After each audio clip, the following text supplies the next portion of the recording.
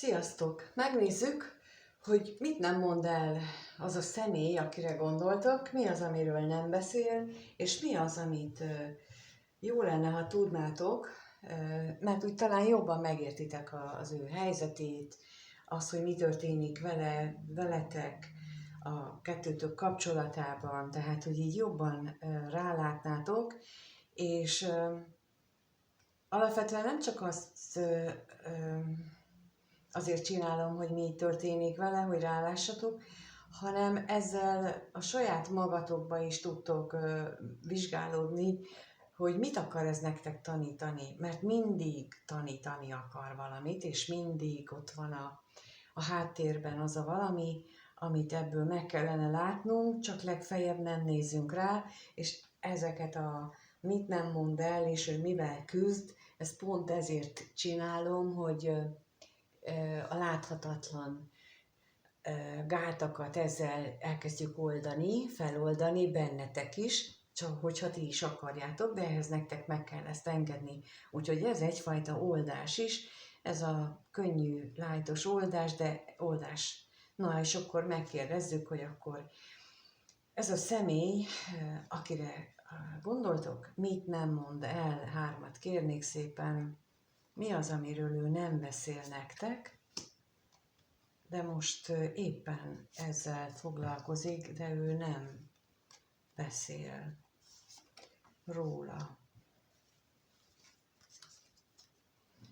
Na, és akkor a következőből ugyanez a kérdés, hogy miről nem beszél, mit nem mond el.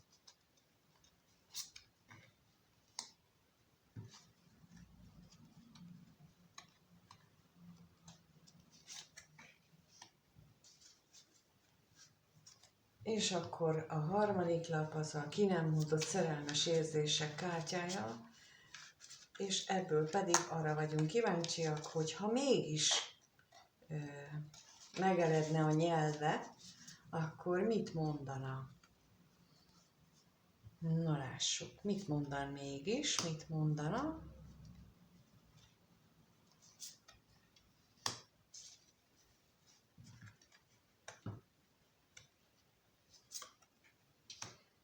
Na, akkor meg is érkeztek a lapok. Az elsőből láthatóan megjött a kardok ásza, a csillag és a botok királynője, a második fajtából a kelyhek 8-asa, a kardok 9-ese, és ismét a botok királynője. Tehát ez a botok királynője, ez nagyon domináns. Ez lehet 2 személy is akár, és én inkább ezt érzem. Tehát, hogy a középsorban ez a botok királynője, ez más személy, mint a felső sorban lévő botok királynője, aki ilyen nagyon büszke tartással van, és aki nagyon, hát így a fekete macskával, és ahogyan ő ott uralkodói minőségének teljében mutatkozik meg. Tehát én ott úgy látom, hogy ő egy olyan személy lehet ennek a szeretet, vagy hát ennek akire gondoltok személy életében, tehát ez egy olyan valaki, olyan nő, vagy ebben a minőségben lévő valaki, aki uralja az ő életét. És lehetséges, hogy amiről nem beszél itt a kardok ászával, hogy ő kezdi felismerni, hogy ez a botok királynője, ez hogy uralja az ő életét. És mivel kezdi felismerni, ezért ez egyfajta oldás is az ő életében, hasonlóan ehhez, amit mondtam. Tehát amikor felismerünk dolgokat, amikor ráébredünk egy-egy dologra, hogy mi hogy működik az életünkben, amit korábban nem vettünk észre, azzal bizony elkezdtük kioldani már azt a csomót, amit ez a dolog bennünk létrehozott, és ez is olyan az ő életében, hogy azzal, hogy felismeri itt a kardok ászával azt, hogy ez a botok királynője, ez milyen hatással volt az ő életére, és, és hogy mit kellene tenni, mert itt ez a fajta ábrázolása a kardok ászának, én nekem azt mondja, hogy lehetőséget is kap ez a személy arra, hogy így a felismerésen túl elvágja a Gordiuszi csomót, adnak neki eszközt, ezt a kardot, úgy, mint a Harry Potterbe a Gryffindor kardját a titkok kamrájában, hogy hozza a süveg. És itt is az van, hogy jön ez a két sas, vagy jön ez a két madár, és hozza ezt a kardot, hogy vágja már el azt a csomót, azt a kötelet, ami ezt az egészségtelen kapcsolódást ehhez a botok királynőjéhez, ami hozzáköti, és gyógyítsa meg, mert hogy a csillag van középen, ami mindenképpen egy nagyon pozitív lap, és mindenképpen egy gyógyítást is jelent, láthatóan az érzelmeknek a gyógyítását, hiszen két kancsóból önti a vizet, ami az érzelmet jelenti. Az egyik az szép, fénylő és tiszta, a másik hát nekem inkább az a sötétebb, tehát ami nem tiszta érzelmek, hanem már beszennyezett érzések, és összeönti őket, hogy keveredéssel, illetve ahova önti, ott majd megtisztulnak. De azt is kell tudni a csillagról, hogy ő a reményt is szimbolizálja, de azt is, hogy ez soká tart. Tehát időben ennek a gyógyulásnak a folyamata az nem egy hetek alatt lezajlódó valami, hanem akár évek is lehetnek, mire ez a személy meg tud küzdeni, amíg ezt a felismerést ő magáévá tudja tenni, be tudja a saját magába integrálni, és aztán fel tudja oldani. Ilyen esetben nagyon hasznos lehet, hogyha plusz oldást vesz valaki igénybe, tehát hogyha van bármilyen ilyen felismerés jellegű dolog az életetekben, hogy valami nem jól működik például, ha meg már az is megvan, hogy ki miatt nem működik jól, akkor meg pláne, hogy célszerű egy külső segítséget kérni oldásra, mert egyébként nagyon-nagyon el tud nyúlni, hogyha csak saját magunk akarjuk ezt megoldani. De hát úgy látom, hogy ő egyelőre itt tart, mert hogy a következő sorban azt látjuk, hogy itt a éjleple alatt a kelyhek nyolcasával elindul ugyan a csillagok felé, meg a hold felé, de hátrahagyja a kelyheket. Tehát, hogy amit itt mondtam, hogy ő elkezdi ezt a gyógyítást, de nagyon-nagyon messze van a vége, és itt is az látszik, hogy hiába indul el a csillagok felé, még nagyon sokat kell mennie, hogy odaérjen. Tehát itt is erre utal, hogy ő úgy képzeli el a gyógyítást, vagy a gyógyulását, az érzelmeinek a megtisztulását, azoknak a felszabadítását, hogy ő egyszerűen hátrahagyja és nem törődik vele. Ami persze okoz neki főfájást, nem is keveset, hiszen láthatóan időnként beájul, és maga tehetetlenül hánykolódik, meg fekszik éjjel, főleg éjjel, mert nem tudja mégsem. Tehát lehet, hogy eldönti ezt ő fejben, hogy hátrahagyja az érzéseit, na de ez nem egészen így működik, mert az eszünkkel nem tudjuk az érzéseinket uralni, bármennyire is szeretnénk. És mint ahogy mondtam, itt egy másik boldog királynő jelenik meg, aki, aki egy virágos botot tart a kezében, aki nem úgy uralkodik, mint ez a másik, hogy ilyen felszegett állal, büszke tartással, a fekete macskával, aki hát azt is jelenti, hogy nem riad vissza semmitől sem, akár mágiától sem. Itt ez a botok királynője, ez egy sokkal szelidebb, de akarat erős, tüzes királynő. Neki is van macskája, de nem fekete. Ő a macskáját az ölében tartja, és virág van ott a kezében, nem csak a botján, hanem a másik kezében is. Tehát, hogy ő olyan, olyan királynő, akihez úgy szívesen menne haza, menne az ember, fia, lánya, és ez olyan ez a személy, mármint ez a királynő.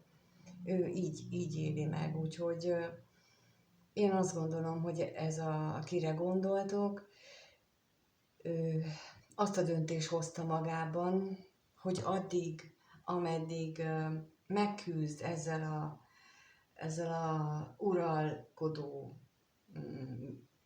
viselkedésű, büszke tartású, semmitől vissza nem riadó botok királynőjével, amíg meggyógyítja azokat az érzéseit, amelyekre épp most jön rá ezzel a személlyel kapcsolatban, addig ő hátrahagyja azokat az érzéseket, amelyek őt zavarnák, vagy amelyek őt más irányba vinnék, és megteszi ezt bármi áron. Tehát, hogy ő úgy látja, hogy neki az az útja, az a másik. És ezt szoktam néha mondani, hogy ezt nagyon nehéz elfogadni, amikor például ez egy hármas kapcsolatról szól, de ha az anyukájáról szól, vagy teljesen mindegy. Tehát, hogyha valaki mást részesít előnybe, azt nagyon nehéz elfogadni nekünk, viszont ez a szeretet mércéje. És ez a valódi szeretet mércéje, ez a valódi feltétel nélküli szeretet, hogy elfogadjuk, hogy az ő döntését, és elismerjük. Tehát nem az, hogy mást okolunk, hogy ezt elkezdjük okolni, ezt a botok királynőjét, mert hogy ő mágiázik, mert hogy ő ezt csinál. Nem, ezt a döntést ez a személy hozta meg. A mágiázás az egy mellék dolog. Tehát, hogyha ő döntetett volna azt is, hogy felveszi vele a küzdelmet, de ő nem ezt döntötte.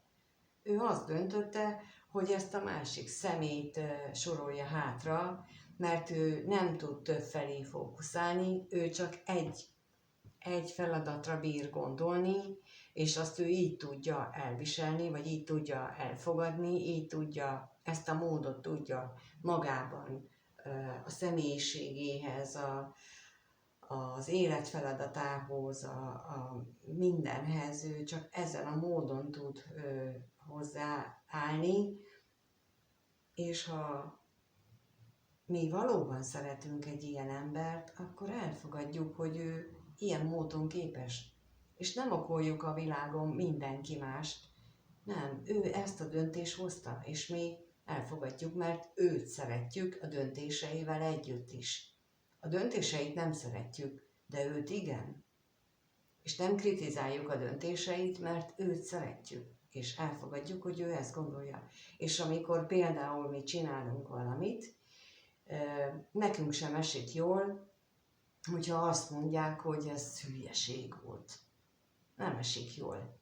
Még akkor sem, hogyha tudjuk, hogy tényleg hülyeség volt, de így amikor így a szemünkbe mondják, hogy ez nagyon benézted, akkor nem esik jól. Ellenben azt mondják nekünk, hogy hát ezt a döntést hoztad, elfogadom, bár én nem ezt hoztam volna, akkor az egészen más. ezt gondoljátok végig, hogy, hogy hogyan él, vagy hogyan gondol, vagy hogyan néznétek ilyen szemmel, néznétek ezekre a dolgokra, vagy nem néznétek, tehát hogy így ez lényeges szempont szerintem, hogy ne kezdjük el mást, senkit se hibáztatni, hanem hogy fogadjuk el a másik ember döntését olyannak, amilyen. Se nem jó, se nem rossz, ő azt a döntést hozta. mi meg hozunk egy másik döntést, hogy azzal az ő döntésével azonosulunk-e, vagy nem. De az, hogy most minősítjük a másikat, az nem jó irányba víz bennünket, és mi magunkért vagyunk felelősek, hogy mi jó irányba fejlődjünk, és azzal, hogyha mi elkezdünk így minősítgetni, meg leszólni a másikat, meg így, tehát mágiát alkalmazni, vagy azt a háttérben arról beszélni, azzal magunknak ártunk, mindenki magának árt. Mert annak az energiája innentől közben rá tud csatlakozni. Tehát ha biztos hallottatok már ilyenről, hogy valaki mágiázott és visszaüt a mágia, hát ezen a módon üt vissza, hogy úgy tud kapcsolódni. Mert hogy akkor tud visszaütni például, hogyha a másik személynek olyan tiszta, szép rezgése van, hogy nem tud ahhoz kapcsolódni. Viszont akihez tud, akinek olyan a rezgése, akkor azt kapja meg. Hát ha mi vagyunk ilyen rezgésen, akkor hozzánk fog kapcsolódni a mágia, és a másik nincsen, mert ő egy magasabb szinten, tudatszinten van, akkor nem ő hozzáfog. És a mágia az mindig alacsonyabb szinten, tudatszinten valósul meg, mint egy szép szeretet. A szeretetnek a rezgés szintje, a tudat szintje sokkal magasabb, és a tiszta, feltétlen szeretet, hogy a másikat elfogadom a döntéseivel együtt is, és nem mást okolok, mert ő dönt úgy. Mindegy, hogy megtévesztés miatt, mindegy, hogy mi miatt, ez az ő döntése akkor is.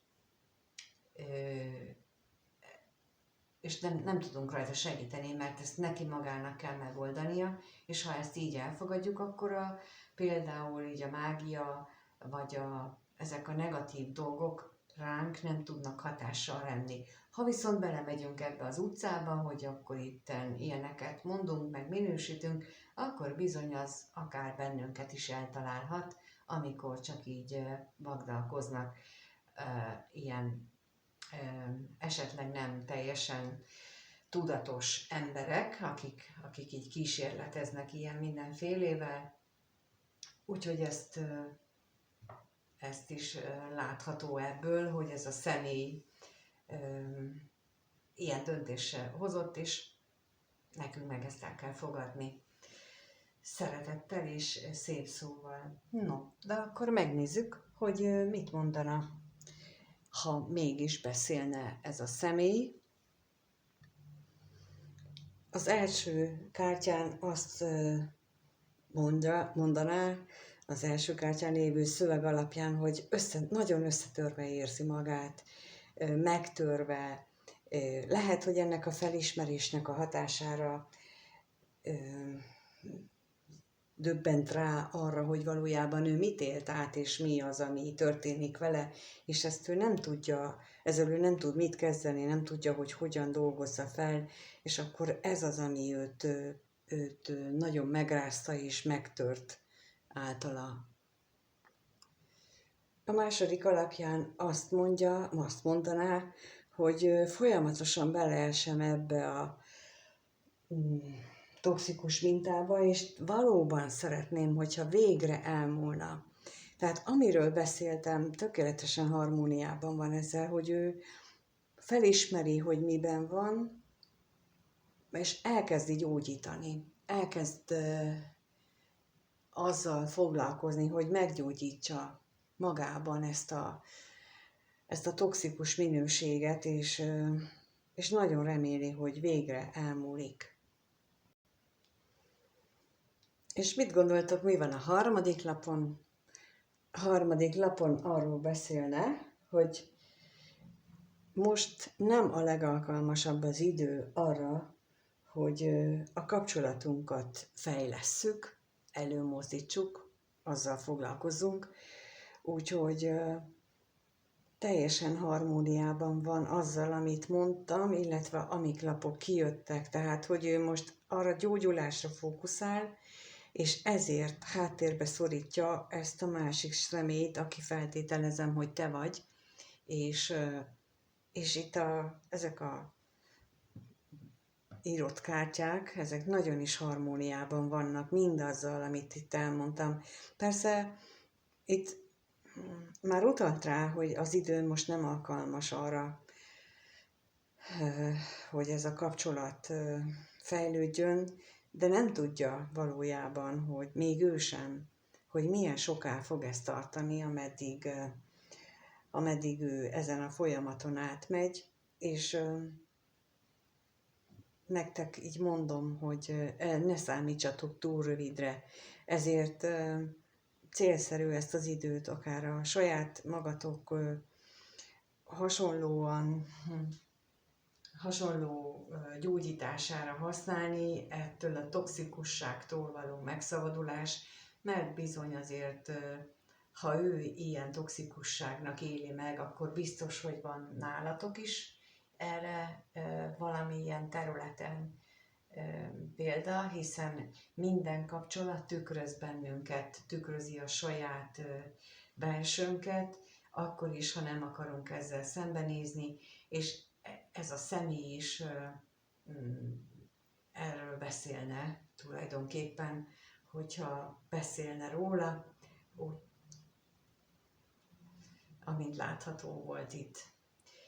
Köszönöm, hogy itt voltatok és megnéztétek. Köszönöm, ha megírjátok a kommentben a véleményeteket. Ha egyéni kirakást szeretnétek, akkor a leírásban megtaláljátok az elérhetőséget, a karmaoldást, például itt ennek az időnek a gyorsítására. Mert akik valóban mély kapcsolódásban vannak egymással, azok között ott van az az energetikai kapcsolat is, hogyha az egyik gyógyul, akkor gyógyul vele a másik is.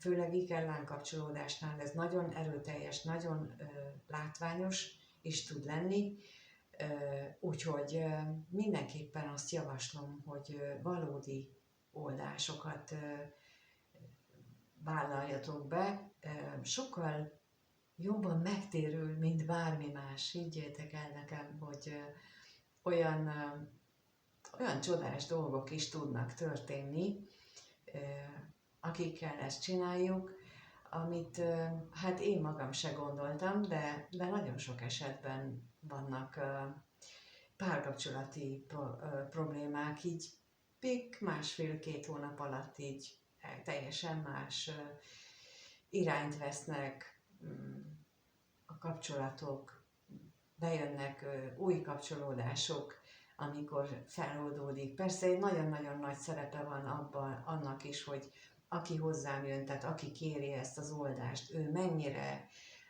nyitott és mennyire teszi magát oda, tehát hogy mennyire adja át magát ennek valóban. De azok, akik úgy tapasztalom, hogy akiknél úgy eltaláljuk azt, hogy mi az, amivel foglalkozzunk, és azt az oldást megcsináljuk, náluk nagyon-nagyon jó eredmények jönnek, és látványos eredmények.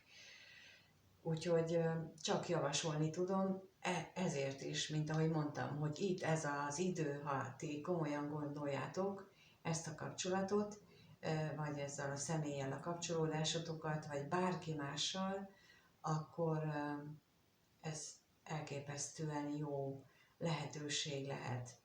Úgyhogy azt is megtaláljátok a leírásban, és egyébként pedig köszönöm a lájkot és a feliratkozásokat, amivel ugyanúgy segítitek az én működésemet, meg a csatornát, és segítitek azokat is, akinek ennek hatására a YouTube felajánlja ezt a videót, mert azt azért tudni kell, hogy hiába vagytok annyian feliratkozva, nem ajánlja fel mindenkinek, legalábbis nem akkor, nem úgy, és ezekkel a lájkkal, a kommentbe tett hüvelykújjal, vagy akár a lefelé mutatójal, teljesen mindegy. A lényeg az, hogy egy interakció történjen. A számítógép, a YouTube számítógépe az algoritmus, ami alapján ez működik, az ezt is egyfajta interakciónak minősíti, ami azt jelenti az ő számára, hogy ja, hát ez érdekes lehet másnak is, hát akkor megmutatom, és akkor ez alapján dönti el, hogy kinek mutatja meg, és kinek nem, és hogyha nem kaptok meg, vagy nem láttok videókat, az azért van, mert ő így dönt. Úgyhogy azt azért tudni kell, mint ahogy azt is, hogy nagyon sok olyan tartalom készül, amit számítógép csinál, mesterséges intelligencia csinál, és ahogy én nézem, a 2/3 megfelel a valóságnak, de az 1/3 nagyon távol van az igazságtól, azt ő a gondolat befolyásolására használ, az ő saját, illetve az őt programozó gondolat befolyásolására. Tehát, hogy így erre kell készülnünk a következő évtizedben, hogy ennek a felerősödése fog megtörténni, hogy így ilyen módon befolyásolják az életünket a külvilágból, úgyhogy na mindegy, szóval ilyenekről is tudunk beszélgetni, ha egyéni konzultációt kértek mindenféléről, és amíg nem találkozunk, addig is minden jót kívánok mindannyiótoknak, sziasztok!